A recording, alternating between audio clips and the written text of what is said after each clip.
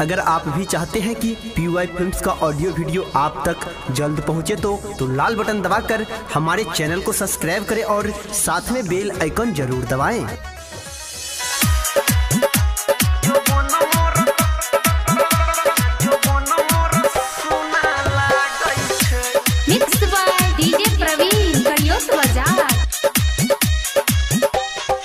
सैया एगो चोली के बिना जो बन सुना लागै छै।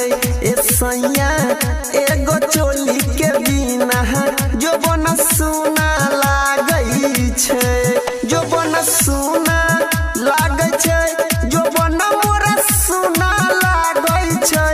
त बिना रात बढ़ल जाय छै दुगुना, जो बन मोरा सुना लागै छै।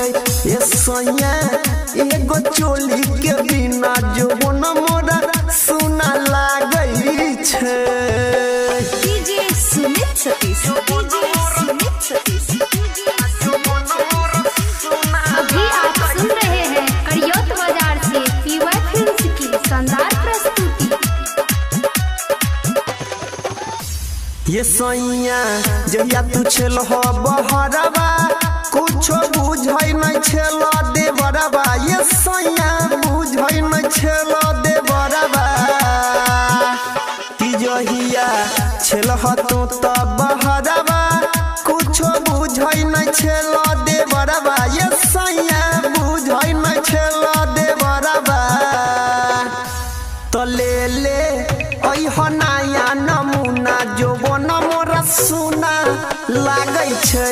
ए सैया एगो चोली के बिना जो बन मोरा सुना लागै छै। DJ Sumit Satish, DJ Sumit Satish. अभी आप सुन रहे हैं करियौत बाजार से PY फिल्म्स की शानदार प्रस्तुति। मिक्स बाय डीजे प्रवीण, करियौत बाजार।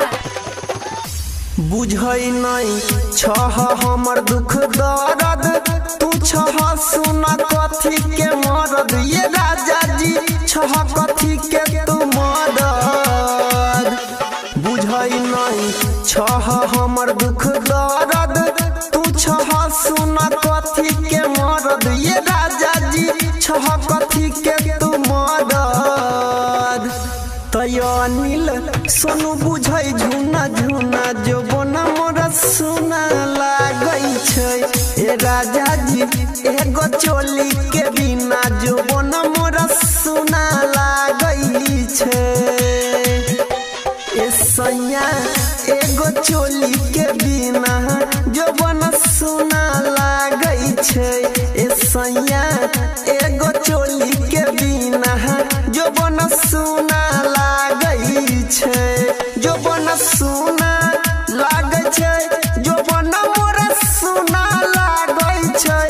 त बिना रात बढ़ल जाय छै दुगुना, जो बन मोरा सुना लागै छै।